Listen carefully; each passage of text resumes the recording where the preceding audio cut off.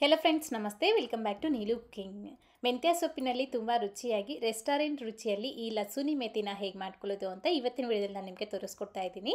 ಅನ್ನಕ್ಕಾಗಿರ್ಬೋದು, ಚಪಾತಿಗಾಗಿರ್ಬೋದು ತುಂಬ ಸೂಪರ್ ಆಗಿರುತ್ತೆ. ಲೇಟ್ ಮಾಡ್ತೀರಾ ಈ ಮೆಂತ್ಯ ಸೊಪ್ಪಿನಲ್ಲಿ ರುಚಿಯಾದ ಈ ಲಸೂನಿ ಮೆಥಿನ ಹೇಗೆ ಮಾಡ್ಕೊಳ್ಳೋದು ಅಂತ ವಿಧಾನ ಏನು ಅಂತ ನೋಡೋಣ. ಮೊದಲನೇದಾಗಿ ಈ ರೀತಿ ನೋಡಿ, ನಾನಿಲ್ಲಿ ಒಂದು 2 ಕಟ್ ಆಗುವಷ್ಟು ಮೆಂತ್ಯ ಸೊಪ್ಪನ್ನ ಸಣ್ಣದಾಗಿ ಕಟ್ ಮಾಡಿ ಎತ್ತಿಟ್ಕೊಂಡಿದ್ದೀನಿ.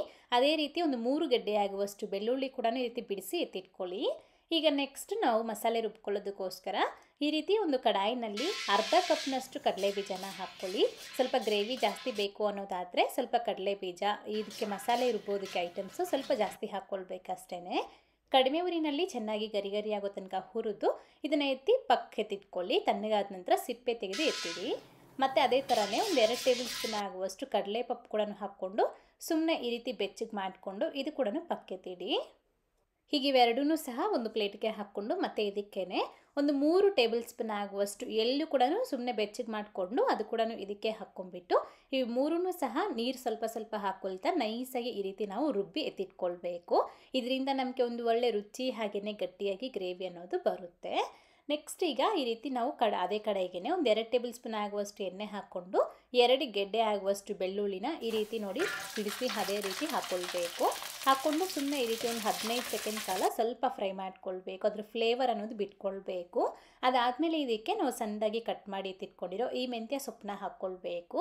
ಮತ್ತು ಇದಕ್ಕೇನೆ ರುಚಿಗೆ ತಗ್ಗಷ್ಟು ಈ ಸೊಪ್ಪಿಗೆ ಎಷ್ಟು ಬೇಕೋ ಅಷ್ಟು ಉಪ್ಪು ಮತ್ತು ಒಂದು ಅರ್ಧ ಟೀ ಸ್ಪೂನ್ ಆಗುವಷ್ಟು ಸಕ್ಕರೆ ಇಷ್ಟನ್ನ ಹಾಕ್ಕೊಂಡ್ಬಿಟ್ಟು ಕಡಿಮೆ ಊರಿನಲ್ಲಿ ಈ ರೀತಿ ನಾವು ಚೆನ್ನಾಗಿ ಸೊಪ್ಪೆಲ್ಲನೂ ಸಹ ಸಾಫ್ಟಾಗಿ ಬೇಯೋ ತನಕನೂ ಚೆನ್ನಾಗಿ ಮಿಕ್ಸ್ ಫ್ರೈ ಮಾಡ್ಕೊಳ್ಬೇಕು.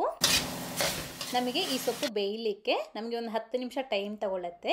ಅದರಲ್ಲೇ ನಮಗೆ ಈ ರೀತಿ ನೀರು ಬಿಟ್ಕೊಂಡು ಸೊಪ್ಪೆಲ್ಲನೂ ಸಹ ನೀಟಾಗಿ ಬೇಯಬೇಕು, ನೀರೆಲ್ಲನೂ ಸಹ ಡ್ರೈ ಆಗಬೇಕು. ಅಲ್ಲಿವರೆಗೂ ಈ ಸೊಪ್ಪನ್ನ ಈ ರೀತಿ ಚೆನ್ನಾಗಿ ಫ್ರೈ ಮಾಡಿಕೊಂಡು ಒಂದು ಪ್ಲೇಟಿಗೆ ಹಾಕಿ ಪಕ್ಕೆತ್ತಿಟ್ಕೊಳ್ಳಿ. ಈ ಥರ ನಾವು ಫ್ರೈ ಮಾಡಿ ಹಾಕೋದ್ರಿಂದ ತುಂಬ ರುಚಿಯಾಗಿರುತ್ತೆ ಗ್ರೇವಿ ಅನ್ನೋದು. ಈಗ ನೆಕ್ಸ್ಟ್ ಮತ್ತೆ ಅದೇ ಕಡಾಯಿನಲ್ಲೇ ಒಂದು 3 ಟೇಬಲ್ ಸ್ಪೂನ್ ಆಗುವಷ್ಟು ಎಣ್ಣೆ ಹಾಕಿ ಇದ್ರ ಜೊತೆಗೆ ನೀವು ಬೇಕು ಅಂತಂದರೆ ತುಪ್ಪನೂ ಸಹ ಹಾಕ್ಕೊಳ್ಬೋದು.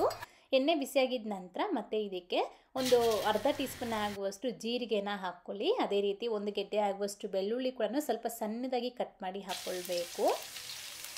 ಈ ಥರ ಬೆಳ್ಳುಳ್ಳಿ ಫ್ಲೇವರ್ ಅನ್ನೋದು ಸ್ವಲ್ಪ ಜಾಸ್ತಿ ಇರಬೇಕು.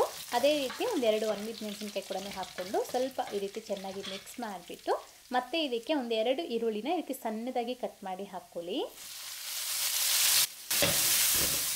ಈಗ ಈರುಳ್ಳಿ ಅನ್ನೋದು ಸ್ವಲ್ಪ ಮೆತ್ತಗಾಗೋವರೆಗೂ ಚೆನ್ನಾಗಿ ರೀತಿ ಫ್ರೈ ಮಾಡ್ಕೊಳ್ಬೇಕು. ಈರುಳ್ಳಿ ಸ್ವಲ್ಪ ಪಿಂಕ್ ಕಲರ್ಗೆ ಕಲರ್ ಚೇಂಜ್ ಆಗಿದ ನಂತರ ಅರ್ಧ ಟೀ ಸ್ಪೂನ್ ಆಗುವಷ್ಟು ಖಾರದ ಪುಡಿ, ಒಂದು 1/4 ಟೀ ಸ್ಪೂನ್ ಆಗುವಷ್ಟು ಅರಿಶಿಣದ ಪುಡಿ, ರುಚಿಗೆ ತಗ್ಗಷ್ಟು ಉಪ್ಪನ್ನ ಹಾಕ್ಕೊಂಡು ಚೆನ್ನಾಗಿ ಮಿಕ್ಸ್ ಮಾಡಿ. ನಾನಿಲ್ಲಿ ಸ್ವಲ್ಪ ಖಾರ ಕಡಿಮೆನೇ ಹಾಕ್ಕೊಳ್ತಾ ಇದ್ದೀನಿ. ನಿಮ್ಗೆ ಎಷ್ಟು ಬೇಕೋ ಅಷ್ಟು ನೀವು ಖಾರದ ಪುಡಿನ ಹಾಕ್ಕೊಳ್ಬೋದು. ಈ ರೀತಿ ಇವನ್ನ ಹಾಕ್ಕೊಂಡ್ಬಿಟ್ಟು ಚೆನ್ನಾಗಿ ಒಂದು ಸತಿ ನೀಟಾಗಿ ಮಿಕ್ಸ್ ಮಾಡಿಕೊಟ್ಬಿಟ್ಟು ಮತ್ತು ಇದಕ್ಕೆ ನಾವು ಟೊಮೊಟೊ ಹಣ್ಣನ್ನ ಸೇರಿಸ್ಕೊಳ್ಬೇಕು. ಒಂದು 3 ಟೊಮೊಟೊ ಹಣ್ಣನ್ನ ಸಣ್ಣದಾಗಿ ಕಟ್ ಮಾಡಿ ಹಾಕಿ ಆದಷ್ಟು ಸ್ವಲ್ಪ ಹಣ್ಣಾಗಿರುವಂಥ ಟೊಮೊಟೊ ತಗೊಳ್ಳಿ. ಈ ರೀತಿ ಟೊಮೊಟೊ ಹಾಕ್ಕೊಂಡ್ಬಿಟ್ಟು ಚೆನ್ನಾಗಿ ಇದು ಕೂಡ ಮಿಕ್ಸ್ ಮಾಡಿಕೊಂಡು ಟೊಮೊಟೊ ಅನ್ನೋದು ಮೆತ್ತಗಾಗೋವರೆಗೂ ನಾವು ಇದನ್ನ ಫ್ರೈ ಮಾಡ್ಕೊಳ್ಬೇಕು. ಪ್ಲೇಟ್ನ ಮುಚ್ಚಿ ಫ್ರೈ ಮಾಡ್ಕೊಳ್ಳಿ, ಬೇಗನೆ ಮೆತ್ತಗಾಗ್ಬಿಡತ್ತೆ. ಈ ಥರ ನೋಡಿ ನಮಗೆ ಎಣ್ಣೆ ಬಿಟ್ಕೊಂಡು ಟೊಮೊಟೊ ಕೂಡ ಚೆನ್ನಾಗಿ ಸಾಫ್ಟಾಗಿ ಸ್ವಲ್ಪ ಗ್ರೇವಿ ಟೈಪಿಗೆ ಬಂದಿದೆ. ಹೀಗೆ ಇದರಲ್ಲಿ ನಾವು ಫಸ್ಟೇ ರುಬ್ಬಿ ಎತ್ತಿಟ್ಕೊಂಡಿರೋ ಮಸಾಲೆನ ಹಾಕ್ಕೊಳ್ಬೇಕು. ನಾವು ಇದಕ್ಕೆ ಜಾಸ್ತಿ ಏನು ಹಾಕ್ಕೊಂಡಿಲ್ಲ, ಬರೀ ಕಡಲೆ ಬೀಜ, ಕಡಲೆ ಪಪ್ಪು ಮತ್ತು ಎಳ್ಳು ಇಷ್ಟೇ ಹಾಕ್ಕೊಂಡಿರೋದು. ಇವು ಮೂರೂ ಸಹ ನಮಗೆ ಗ್ರೇವಿಯನ್ನು ತಿಕ್ಕಾಗಿ ಬರೋದಕ್ಕೆ ಹೆಲ್ಪ್ ಆಗುತ್ತೆ. ಅದೇ ರೀತಿ ರುಚಿ ಕೂಡ ತುಂಬ ಚೆನ್ನಾಗಿ ಬರುತ್ತೆ. ಸೊ ಈ ರೀತಿ ಈ ಗ್ರೇವಿನ ಹಾಕ್ಕೊಂಡ್ಬಿಟ್ಟು ಚೆನ್ನಾಗಿ ಮಿಕ್ಸ್ ಮಾಡ್ಕೊಳ್ಳಿ. ಸ್ವಲ್ಪ ನೀರನ್ನ ಸೇರಿಸ್ಕೊಳ್ಳಿ, ತುಂಬ ಗಟ್ಟಿಯಾಗಿ ಬೇಡ. ಸೊ ಈ ರೀತಿ ವಿಡಿಯೋದಲ್ಲಿ ತೋರಿಸಿರೋ ಹಾಗೆ ಸ್ವಲ್ಪ ತೆಳ್ಳಗೆ ಮಾಡ್ಕೊಂಡ್ಬಿಟ್ಟು ಒಂದು 5 ನಿಮಿಷ ಇದೇ ರೀತಿ ಫ್ರೈ ಮಾಡ್ಕೊಳ್ಳಿ. ನಮಗಿದು ಗಟ್ಟಿಯಾಗಿ ಸ್ವಲ್ಪ ತಳ ಅಂಟ್ಬಿಡತ್ತೆ. ಹಾಗಾಗಿ ಜಸ್ಟ್ ಲೋ ಫ್ಲೇಮ್ನಲ್ಲಿ ಮಾತ್ರ ನಾವು ಈ ಮಸಾಲೆ ಹಾಕಿದ ಮೇಲೆ ಫ್ರೈ ಮಾಡ್ಕೊಳ್ಬೇಕು. ಇಲ್ಲಾಂದರೆ ನಮಗೆ ಈ ಕಡಾಯಿ ಎಲ್ಲನೂ ಸಹ ಈ ಮಸಾಲೆ ಅನ್ನೋದು ಅಂಟ್ಕೊಂಡ್ಬಿಡತ್ತೆ. ಈ ರೀತಿ ಒಂದು 5 ನಿಮಿಷ ಆದಮೇಲೆ ಸ್ವಲ್ಪ ಎಲ್ಲನೂ ಸಹ ಗಟ್ಟಿಯಾಗಿ ಆಗಿರುತ್ತೆ. ಹೀಗೆ ನೋಡಿಕೊಂಡು ನೀರನ್ನ ಹಾಕ್ಕೊಳ್ಳಿ, ಸ್ವಲ್ಪ ತೆಳ್ಳಗೆ ಮಾಡ್ಕೊಳ್ಬೇಕು. ಇದು ನಮಗೆ ಗ್ರೇವಿ ಅನ್ನೋದು ಕುದೀತಾ ಇದ್ದಂಗೆ ಸ್ವಲ್ಪ ಗಟ್ಟಿ ಆಗ್ತಾ ಬರುತ್ತೆ. ಹಾಗಾಗಿ ಅದೇ ರೀತಿ ಗ್ರೇವಿ ಕೂಡ ತಣ್ಣಗಾದ್ಮೇಲೆ ಮತ್ತೆ ಗಟ್ಟಿಯಾಗಿಬಿಡತ್ತೆ. ಈ ರೀತಿ ಸ್ವಲ್ಪ ತೆಳ್ಳಗೆ ಮಾಡ್ಕೊಂಬಿಟ್ಟು ರುಚಿ ನೋಡಿಕೊಂಡು ಉಪ್ಪೇನಾದರೂ ಬೇಕಿದ್ರೆ ಹಾಕ್ಕೊಂಬಿಟ್ಟು ಚೆನ್ನಾಗಿ ಮಿಕ್ಸ್ ಮಾಡಿ ನಾವು ಇದನ್ನ ಚೆನ್ನಾಗಿ ಕುದಿಸ್ಕೊಳ್ಬೇಕು.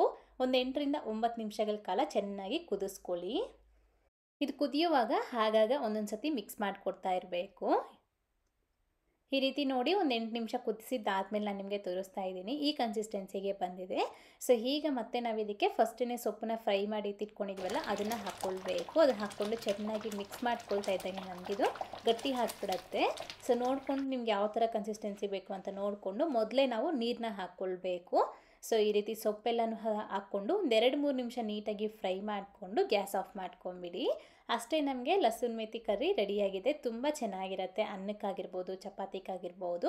ಒಂದು ಸತಿ ಈ ರೀತಿ ನೀವು ಮೆಂತ್ಯ ಸೊಪ್ಪಿನಲ್ಲಿ ಟ್ರೈ ಮಾಡಿ ನೋಡಿ, ಮತ್ತೆ ಇದೇ ರೀತಿ ಮಾಡ್ಕೊಂಡು ತಿಂತೀರಾ, ಅಷ್ಟು ಸೂಪರಾಗಿ ಬರುತ್ತೆ. ಸೊ ನೀವು ಸಹ ಈ ರೆಸಿಪಿನ ಖಂಡಿತ ಟ್ರೈ ಮಾಡಿ, ಮಾಡಿದಾದ್ಮೇಲೆ ಹೇಗೆ ಬಂತು ಅಂತ ಮರೀತೆ ಕಾಮೆಂಟ್ ಮಾಡಿ. ಹಾಗೆ ಇವತ್ತಿನ ವಿಡಿಯೋ ಇಷ್ಟ ಆದರೆ ಲೈಕ್ ಮಾಡಿ, ನಿಮ್ಮ ಫ್ರೆಂಡ್ಸ್ಗೆ ಫ್ಯಾಮಿಲಿ ಮೆಂಬರ್ಸ್ಗೆ ಶೇರ್ ಮಾಡಿ. ಮತ್ತಷ್ಟು ರೆಸಿಪೀಸ್ಗಾಗಿ ನೀಲು ಕುಕಿಂಗ್ ಚಾನಲ್ಗೆ ಸಬ್ಸ್ಕ್ರೈಬ್ ಆಗಿ, ಹಾಗೆ ಪಕ್ಕದಲ್ಲೇ ಬರುವಂಥ ಬೆಲ್ ಬಟನ್ನ ಒತ್ತಿ. Thank you. Keep watching Neelu cooking.